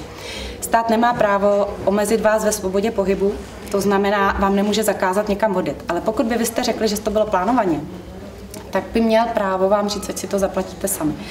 Což vlastně Evropská unie začala teď tou směrnicí upravovat, nebo to upravila. To znamená, že teď mají členové Evropské unie právo vybrat si zdravotní péči, takovou, jaká jim vyhovuje, i v jiné členské zemi Evropské unie. A české pojišťovny mají povinnost vám to zaplatit do výše, jaké se to hradí u nás, což v podstatě většinou asi nebude žádný velký problém, protože ani ten císařský řez nebyl problém. A je to na základě té karty, kterou máme, toho EHIKu, té Evropské karty zdravotního pojištění. Máme ji všichni, pokud jsme pojištění, což u nás všichni pojištění jsme. Bez ohledu na pojišťovnu. Všichni máme z jedné strany. Já ji tady nemám. Prostě každý to má, jo, na jedné straně napsáno, jaká, tamhle, ta moje, mám OZP, jo, každý máme nějakou a z druhé strany je modrá, jsou tam hvězdičky, je tam CZ a je tam napsáno Evropská karta zdravotního pojištění. Takže tohle je dobrý vědět. Pokud byste měli kdokoliv z vás jakýkoliv problém, tak si tam prostě napište o konzultaci v tom Evropském domě a dostanete ji. Evropské právo je nadřazené právu českému, pokud by bylo v rozporu. Jo? Z tohohle důvodu není žádný důvod, aby žena neměla právo na sociální zajištění, pokud si vybere, že porodí jinde, prostě protože jí to v Čechách nevyhovuje. Protože stále jste český občan, dítě je český občan, jo? A pak teda opravdu máte nárok na všechno podle zákona. Jako máte nárok. Takže to je to, co jsem zjistila. Jsou tam i takové malé kartičky, na kterých je přesně e-mailová adresa, na kterou si můžete objednávat eventuálně konzultace. Můžu se zeptat, vy jste říkala, že ta směrnice bude zapracovaná od října 2013. Ona už platí a do října 2013 musí všechny státy zapracovat do svého právního systému. A jestli to teda chápu, tak když to předtím tak ještě nebylo, tak vy jste v podstatě musela říct, že... Já jsem nic neříkala, mě se nikdo na nic neptal, předpokládám, že nikoho se tady nikdo na nic neptal. Já jsem nic neříkala, protože já jsem prostě, a asi bych to, ale asi, já jsem nechtěla lhát, takže já jsem naopak všem říkala, že jsem si to zvolila. I na té pojišťovně. Já když jsem byla na pojišťovně něco vyřizovat, jsem říkala, že jsem tam prostě odjela, protože prostě se mi to tady nelíbí. Ale prý to zjišťovala Lilia, že jo? Že tam je nějaká paní, která to A mluvila jsem s tou paní, která to přímo posuzuje, vlastně jestli to proplatí nebo ne. A to, když jsem se ptala teoreticky, právě v rámci, abych jakoby mohla poskytnout nějaké informace, tak tam mi řekla, že pokud by ta žena schválně odjela porodit, tak v žádném případě. Že naše péče je adekvátní a nějaký porodní domy nebo prostě tohle to absolutně nemůžou považovat za lepší nebo jinou péči, než to, co se, jakoby, to, co se vyskytuje u nás. Ale zároveň, jak jsem říkala, já mám normálně VZP, takže nic jsem nikomu nevysvětlovala a na té anglické straně po mně vlastně ani nic nechtěli, kromě toho, abych tuto kartičku, kterou si hledala, jo, vlastně prokázala. To je třeba mýho syna, ta anglická vypadá úplně stejně, jsou evropský. Je to tak a je podle mě jakoby, ještě je dobrá další věc, že ta Evropská unie založila skupinu občanů, do které se každý může připojit, která má možnost navrhovat zákony Evropské unie. Jo. A já třeba jsem byla rozhodnutá, že i kdyby na mě ta pojišťovna něco chtěla, takže bych to šla prostě soudit, protože já jsem nechtěla dělat underground, tak se tomu říká, jako tvářit se, že jsem tam měla náhodu. Protože z mé strany to byl opravdu jakoby jasný vzkaz, že jsem svobodný občan a nechci se tady s nikým handrkovat o to, na co mám právo a opravdu ta adekvátní péče v Čechách není. Takže jakoby, ale od října už teď, pokud by tam někdo chtěl jet ještě do října a něco takového by se mu stalo, tak pak záleží na něm, jakou cestou se rozhodne. Od října už určitě máte na to právo. Protože vlastně Evropská unie se proto rozhodla, že vlastně Evropský soud vydal už mnoho jakoby rozhodnutí o různých právech občanů a ty členské státy na to stále nedbaly. Takže vlastně proto se rozhodla Evropská unie pro to směrnici, kterou vlastně uvolňuje pohyb občanů při cestování za zdravotní péči. A ještě asi je tam spoustu dalších věcí teda, kromě jiného. Mě ještě zajímalo, nevím, jestli to bylo jakoby platné za vás, ale teď musí mít malé děti cestovní doklad. Tak jako jestli jste řešili nějak pás občanku, nebo... Máte tam rodný list? No můj syn měl rodný list do 2 let a jezdili jsme Čechy, Holandsko permanentně několikrát za rok a nikoho to nikdy nezajímalo. Ale neletěli jste letadlem by to nešlo, ano. Letadlem je tam potřeba vyřídit pás, takže já jsem vyřizovala synovi pás. Ano, pás se musela vyřídit na ambasádě tam a potom následně občanku na ambasádě tady. No. Takže ano. Proč si neměla pás, nebo teda... Ne, rodný list, on neměl rodný list. Právě tam jakoby získat v tom Holandsku vlastně jakoby ten jejich papír, že on se tam narodil v tom systému, nebylo úplně nejjednodušší. Takže to trvalo nějakou dobu, pak ty procesy, které tady popisovala Katka, jako apostily a tak podobně, posílání do Brna a uznávací jednotky a tohle a tamto, jestli jsem ho teda opravdu porodila, tak jestli jako můj. Tak tohle to bylo hodně složitý a je tam v Holandsku totiž nějaký, údajně mě tvrdili, že jakoby to nevydávají žádný doklad o tom narození, že oni to mají nějak v tom systému a to jim stačí. A takže jakoby pro mě jenom těžký úkol bylo vlastně jako získat od nich nějaký papír, který vůbec dovezu do těch Čech, s kterým pak tady budu mávat, že teda chci k němu tu apostilu a pak k tomu ještě vlastně jako ten rodný list a přes matriku a tak. Takže on byl bez rodného listu a nějak to nevadilo. Já cestovala bez jakéhokoliv dokladu s 3denním miminkem, nikdo se nepíhal. Já jsem měla svoji občanku, můj muž měl svoji občanku a měli jsme rodný list, ve který byly naše jména a to, že to dítě je naše, že jsem ho porodila. Oni vám dají belgický rodný list. V Belgii dojdete, nebo předpokládám, že v každé zemi, když porodíte dítě, tak pak jdete na ten stát, na jejich matriku a oni vám to vydají ve vilámštině, teda v tom cizím jazyce. Ale já jsem teda, my jsme jeli autem, nevím, jestli by to fungovalo pro letadlo, ale měli jsme prostě rodný list, který byl s razítkem, že je teda bez postavení. Možná ještě... Má český. Má. To jsem se právě chtěla zeptat, možná byste to mohla každá rychle zmínit. Myslím si, že to má každá země trošku jinak, když se narodí dítě v Anglii, jestli se automaticky stává Angličanem a tak dále. Ne. Dokonce moje dítě nemělo nárok na anglické občanství, přestože bylo narozený v Anglii a tatínek byl Angličan, protože my jsme nebyli manželé. Takže vůbec. Jakoby dostali jsme normálně anglické rodný list, ale občanství jsem potom vyřizovala francouzský na francouzské ambasádě v Londýně. No v Nizozemí to funguje tak, že my bychom tam museli oba dva jako rodiče jeho žít minimálně 3 roky, anebo ono 3 roky, aby získalo to občanství. Od té doby, co tam jakoby asi bylo tolik přistěhovalců, tak to takhle zpřísnili a my jsme tam žili 2 roky, takže vlastně on má český občanství teda tím pádem. A ve Francii? Во Франции не таке. Určitě, když narodился во Франции, a pak bych potom například studoval na univerzitě ve Francii nebo něco, tak minimálně 5 let abych dostal 10letní pobyt. Ale určitě to má nějaký vliv. Když budete tam žít a budete jako v tom, ale automaticky ne. A Belgie to už ne? Ale Belgie, no já myslím, že ne, ale já to nám, ještě jsem to ještě jako přesně nezjišťovala, protože mi to řekla paní na belgické ambasádě, která mi řekla jiné informace, které nebyly pravdivé. Ale já jsem to jako od té doby dál nezjišťovala, takže si nejsem úplně jistá, ale paní říkala, že pokud nejsme jeden z nás Belgičan, tak ne. Ale mám to od paní, která nebyla úplně věrohodná v jiných informacích. A Švýcarsko? Švýcarsko je to hodně přísný, jo. Můžete musí tam žít 20 let, až můžete požádat občanství. Tak a jak já jsem z Švýcarska, tak dítě automaticky švýcarský taky. A otec je Čech, tak je taky Čechem. To se spíš na vás jazyková bariéra by mě zajímala před tím programem, jestli vy holandsky mluvíte. Nezvyklá řeč. To je zase o tom doprovázení. Porod rozhodně není o verbálu, kterýho mám v podstatě, když to řekneme 15%, 85% je neverbál.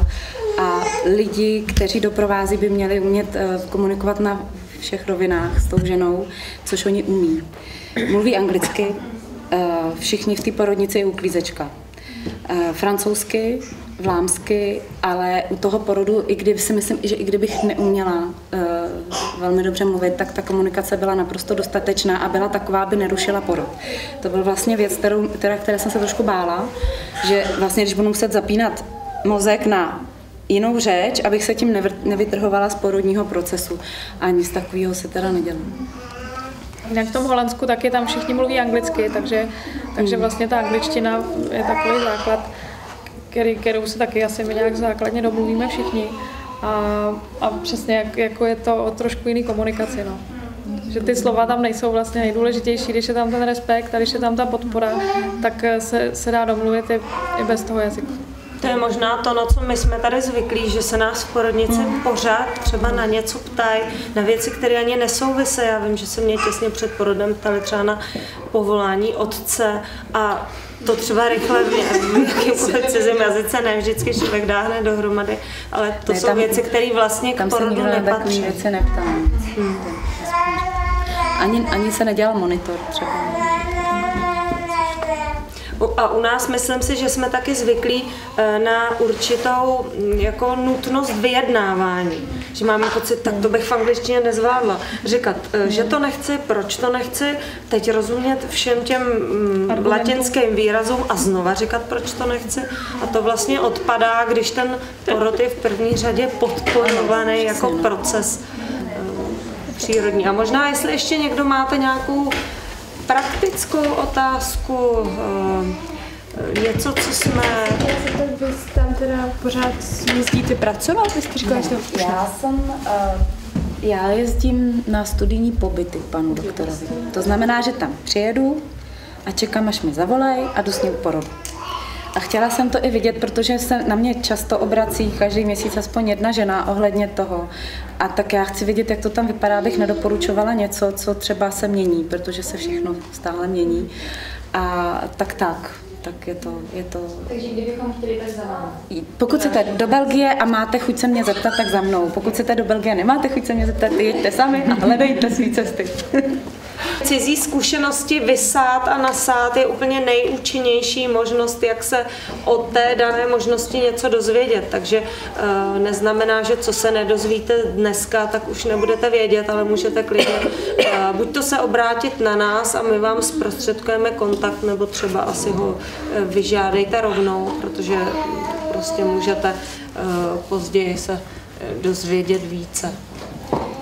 Mám ještě dotaz, jestli nevíte, když se vyberu v zahraničí, teď je jednou kde, porodní dům, kde chci porodit, jestli oni mě můžou odmítnout. Když jim ukážu tu kartičku, řeknu, já jsem z Čech.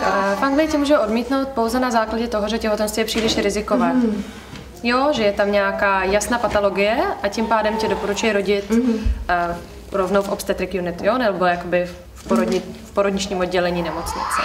A to si vyšetří sami, nebo chtějí nějaké překlady jako no tak pokud budete mít samozřejmě svoji těhotenskou průkazku, češtině, tak jsou tam spousta věcí, které jsou poměrně mezinárodní, s tím si poradějí a určitě udělají nějaké svoje vyšetření. Nevím, do jaké míry budou chtít třeba opakovat krevní testy nebo ne, ale jako po hmatu třeba to dítě určitě prohlídne, jo, váhu, takový ty základy nějaký. A to už potom by šlo zase přes pojišťovnu, nebo to už je zase by to bylo nad rámec? Ne, to je NHS. Takže to je zdarma. Jo, vlastně v Anglii ten systém funguje úplně jinak. Oni mají národní zdravotnickou službu, což znamená, že všichni mají přístup k zdravotnické péči zdarma. A neplatí pojistné tak, jak my, ale platí to v rámci svých daní. Takže prostě trošku jiný systém, v zásadě je to samé, ale znamená to, že nikdo nikdy doktorům neplatí. Jo, pouze pokud jde konkrétně do privátní, třeba jakoby privátního zařízení nebo za konkrétním doktorem, který pracuje privátně, tak jo, tam se to hradí jako zase potom v plné výši. Ale takhle i v těch porodních domech, které jsou všechny pod NHS, tam se neplatí nic. To možná pouze pokud by třeba jste chtěli nadstandardní pokoj, jo, nebo takový ty věci, ale nic v rámci té péči jako takové. Ve Francii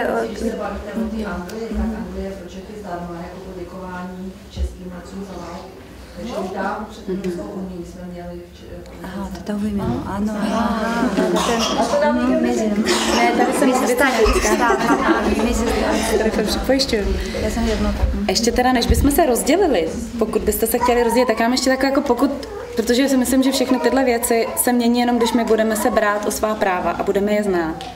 A moje dcera mi asi před 4 rokem přinesla, 2letá necelá, tam tak hrabošila, přinesla tady tu svoji průkazku zdravotní, kterou dostává každý dítě v české porodnici.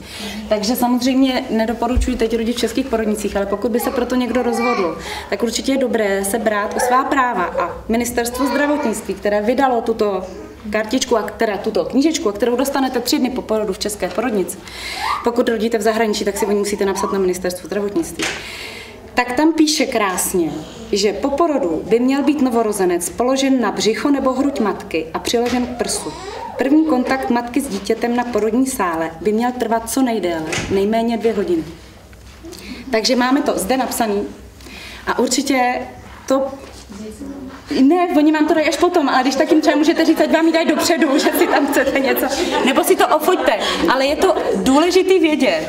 Máme to tady od ministerstva od Ministerstva zdravotnictví napsáno, tak jenom to jsem vám chtěla ještě já pro sebe říct. A já možná ještě pro vysvětlení doplním, že totiž narušování kontaktu matek a dětí je vůbec úplně nejčastějším důvodem, proč ženy v České republice se rozhodují pro porod doma podle různých šetření a i v podstatě proč odjíždějí do zahraničí. Takže není to pro nějaký luxus a pohodlí, ale drtivá většina těch žen nemyslí v tu chvíli na sebe, ale na kontakt matka a dítě, který je u nás teda velmi podceňován. A já ještě k tomu, Katka říkala, tam se dělá bonding. Bonding je něco, co existuje. Jo? Bonding je vždycky, ale oni ho podporují, on se má podporovat. Jo? Bonding nastává v každém případě, dokonce i když je hodně omezen, ale ten bonding se může buď to narušovat, nebo podporovat. Tak měl by být jednoznačně podporován. A vy jste se ještě hlásili? No. Teď se bavíme, že o těch případech, kdy to všechno jde hladce, nebo chtěli bychom, aby to šlo hladce, mluvíme se o fyziologickém porodu, ale třeba jsou i případy, konkrétně třeba u mě, já mám jednoho chlapečka narozeného doma a teďka čekám jednovaječní dvojčátka s 1 placentou a s 1 obalama a tady prostě už je ta jako císařský řez, 34. A jo. A my jako, můj muž je ze Skotska a vážně uvažujeme o tom, že bychom jeli rodit někam jinam, že opravdu jakoby se bojím. A tohle to jsou všechno takový krásný případy. A doktor rodí jednovaječná dvojčata do vody, pokud to jde. Nenutí, pokud vím. A včera vyprávěla paní Jane, nezávislá porodní asistentka v Anglii, ve Skotsku, nezávislá porodní asistentka. Bude to stát spoustu peněz, ale bude to stát za to. Budete mít zážitek na celý život. A oni se dají platit ve splátkách. To je důležitá informace. Oni vědí, že je to hodně peněz, takže vám můžou dát splátkový kalendář. V Belgii to taky jde, pokud vím teda. Tak jsme se s ním, protože z rozchodu okolností mi psali lidé, kteří mají stejný problém. Tak když jsem tam byla, tak jsem se ho na to ptala. A pokud to jenom trochu jde, tak to jde. A rozhodně neřežou ve 34. týdnu, když děti prostě nechtějí ven.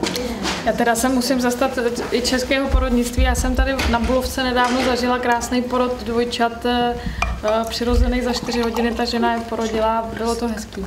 Ale bylo to o tom, že ona si to ustála. Že ona vlastně úplně s naprostou grácií a úsměvem prostě už jenom na začátku řekla, že teda nechce na císaře, že když to půjde a to uložení těch děťátek bude dobrý, takže porodí prostě spontánně a podařilo se jí to krásně, úplně jakoby téměř je donosila, neuvěřitelný, za 4 hodiny je porodila, jo, na Bulovce a bylo to docela pěkný, jo, že si myslím, že to vlastně jako i u nás jde, ale zároveň... Taky jako moje třeba doktorka je docela, gynekoložka je docela jakoby taková podpůrná svým způsobem, ale na druhou stranu pracovala ve fakultní nemocnici předtím a tenhle ten případ, jakoby tato, on říkala, že jsou tak vzácní, že to je jednou za roky prostě ta konfigurace a že se jako bojejí vůbec cokoliv, že jako je toho tak málo. Já bych možná to neviděla teda na porodu doma to nemusí být dále doma, ale ta nezávislá s tebou jde kamkoliv. Jo, rozumím. Ale jde o to, že prostě máš člověka, který je na tvý straně a který stojí za tebou. Jo, tak jako něco jako děláš ty taky chodíš všude, že ona není omezená na porodu. Já bych možná zmínila slova té Jane. Já jsem včera na té přednášce byla fakt úžasná a ona vlastně říkala, že ty ženy, které chtějí rodit dvojčata, většinou pak už na žádné vyšetření nechodí. Takže já jsem si ptala, co jednovaječný, to je přece má jeden pytel, jeden placent, prostě je to složitější. A on říká, to se nikdy neví dopředu. Ví se, že jsou 2, to se zjistí až po porodu, jestli jsou jednovaječní nebo dvojvaječní. Takže podle mě, a ona třeba říkala, že všechny tyhle případy by třeba byla radši blíž porodnici. Ale ty ženy do té porodnice nechtějí. Ale pokud byste tam chtěla, tak si myslím, že takováhle porodní asistentka vás v jiném státě i do té porodnice doprovodí a určitě vytvoří podmínky, aby to šlo. Prostě pokud to aspoň trochu jde. Souhlasím. A ona krásně o tom mluvila, že vlastně... Vám si nezávislí porodní asistentky můžou mít kompetence i v porodnici. No, jo, na rozdíl u nás. Oni mají nějakou, ona to všechno popisovala, jo, že vlastně tam mají nějakou smlouvu, že mají jakoby možnost tam mít, nejsou za to tou porodnicí placení, platí si to ty rodiče, ale ona je ten váš pečovatel. Důležité je, že má kompetence zdravotníka a nejde tam, nemusí tam jít jako dula, což se dělá. Takže oni už pak nechají vás tu porodní asistentku. Já bych k tomu možná ještě dodala, my tady mluvíme o tom, že ty porodní asistentky nás podporují, jsou to jako naši lidé a tak, ale zrovna hodně to bylo vidět u té Jane Evans, oni jsou velmi zručné, jo? To je naprosto jako dokonalá, já nevím, abych to neschodila, jako dokonalý automechanik, který ví, co v tom stroji, kde je. Mají strašně dobrý znalosti, ty nezávislé asistentky a tohle to je opravdu oříšek. Ano, a tohle to právě, ona tam třeba vyprávěla o tom, že jak nejdýl žena přenášela, když jste se bavili o tom termínu porodu 8 týdnů. Dítě se mělo narodit na konci listopadu a narodilo se na začátku ledna. A není to jenom o té mechanice, ona tu ženu zná osobně, ví, co se jí děje, vlastně vede tu ženu, aby komunikovala se svým dítětem, jo? A zná tu ženu, ví, proč třeba přenáší, velmi, velmi pečlivě kontroluje tu fyzickou složku, ale vlastně pracuje s celou tou ženou, s celou tou rodinou, s tím dítětem nenarozeným.